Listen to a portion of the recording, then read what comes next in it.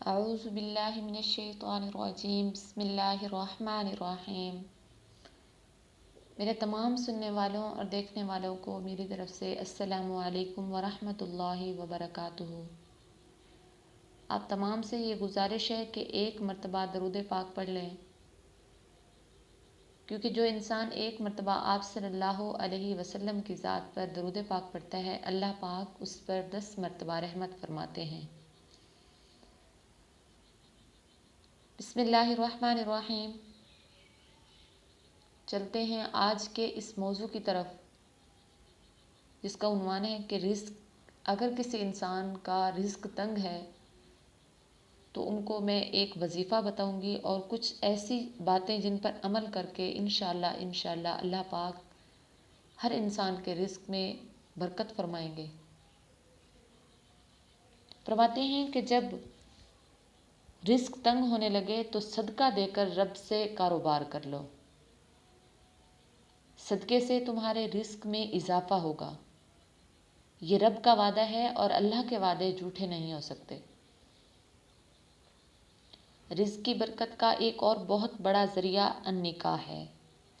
فرمایا اگر تم نکاح کرو گے، تم فقیر ہو تو وہ تمہیں غنی کر دے گا۔ لوگ کہتے ہیں کہ بچہ پیروں پہ کھڑا ہو لے تو پھر نکاح کرتے ہیں۔ اللہ تعالیٰ فرماتے ہیں تم نکاح کرو، ہم پیروں پر خود کھڑا کر دیں گے۔ ہمارا فرض اپنا ہے، اس کا حکم اپنا ہے۔ ہم کہتے ہیں کہ جو اپنے لیے نہیں کماتا تو وہ جو آئے گی اس کو کہاں سے کھلائے گا؟ تو میاں جس نے آنا ہے اس نے اپنا رزق لے کر آنا ہے۔ تم بچوں کی شادیاں کرو، جب وہ بڑے ہو گئے ہیں رزق میں برکت خود بخود ہو جائے گی۔ اور اپنے اہل عیال کو نماز کے بارے میں، صبح کی نماز کا حکم دینے سے بھی رزق میں برکت ہوتی ہے، کیونکہ جو صبح کے وقت ہوتا ہے اس میں جو ہے رزق کے بٹنے کا وقت ہوتا ہے۔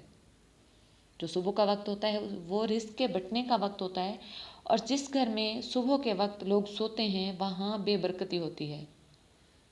طلوع فجر سے لے کر طلوع آفتاب تک اپنی اولاد کو، بیوی بچوں کو سونے نہ دیں۔ اس وقت رزق بٹنے کے لمحے ہوتے ہیں۔ کثیر دعائیں مانگیں، تلاوت قرآن پاک پڑھیں اور نماز فجر مرد حضرات مسجدوں میں جا کر باجماعت ادا کریں، اور گھروں میں بیٹیاں بہنیں مصلے بچھا لیں۔ اللہ کی رحمتوں کا نزول ہوگا۔ ایک حدیث میں رزق کے اضافے کا ایک اور نسخہ ارشاد فرمایا گیا۔ میرے حضور صلی اللہ علیہ وسلم نے فرمایا، جو شخص یہ چاہتا ہے کہ اس کے رزق میں برکت ہو اور اس کی عمر میں بھی اضافہ ہو تو وہ اپنے رشتہ داروں کے ساتھ اچھا سلوک کرے۔ اگر اچھا سلوک کرو گے تو تمہارے رزق میں برکت ہوگی۔ غریب ہیں تو ان کی مدد کرو۔ اگر ان کی بیٹیاں جوان ہیں تو ان کی شادیاں اپنے ذمے لے لو۔ اگر اللہ نے آپ کو اتنی وسعت دی ہے، ان کی پریشانیاں بانٹ لو، ان کا قرض لے لو، ان کے قرض کو اتارنے کی کوشش کرو، ان کو مشکلات سے نکالنے کی کوشش کرو۔ تم ان کو مشکلات سے نکالو گے اور اللہ تمہیں مشکلوں سے نکالے گا۔ تمہارے رزق میں برکتیں ہوں گی، تمہارے مال میں بھی برکتیں ہوں گی۔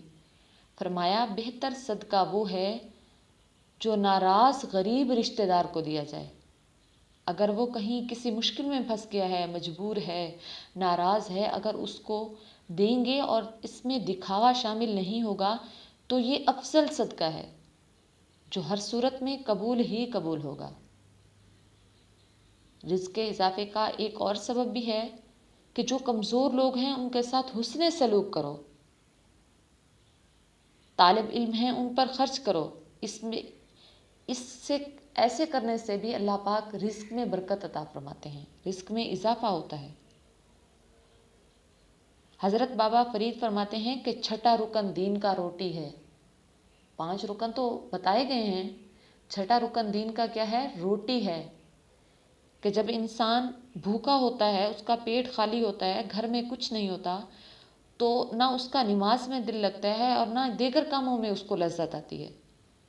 رزق وسیع ہوتا ہے، اللہ پاک برکت دے دیتے ہیں۔ اس کے لیے میں آپ کو ایک اور وظیفہ بتاتی ہوں کہ مغرب کی نماز کے بعد 21 دفعہ سورۃ الکوثر پڑھ لیں۔ سورۃ الکوثر کتنی مرتبہ؟ 21 مرتبہ پڑھ لیں تو رزق میں کثرت ہو جائے گی انشاءاللہ۔ اول آخر درود شریف پڑھیں، 5 سے 7 منٹ لگتے ہیں اس سے۔ تو روزانہ مغرب کی نماز کے بعد سورۃ الکوثر 21 مرتبہ پڑھ لیں، اور اگر زیادہ مسائل ہیں تو ہر نماز کے بعد پڑھ لیں۔ انشاءاللہ آپ دیکھیں گے کہ گھر میں برکتیں اترتی محسوس ہوں گی، انوار کا نزول ہوگا۔ تو یہ رزق کے اسباب ہیں، اگر ہم ان کو اختیار کر لیں تو اللہ کی خاص رحمتوں کے حقدار ہو جائیں گے انشاءاللہ۔ تمام میرے سننے والے بہن بھائیوں سے گزارش ہے کہ اگر آپ کو میری یہ ویڈیو اچھی لگے تو اس کو شیئر ضرور کریں، اور میرے چینل کو سبسکرائب کریں، اور بیل آئیکن کو ضرور پریس کریں تاکہ نیو آنے والی جو ویڈیوز ہیں اس کی اپڈیٹس آپ کو ملتی رہیں۔ شکریہ۔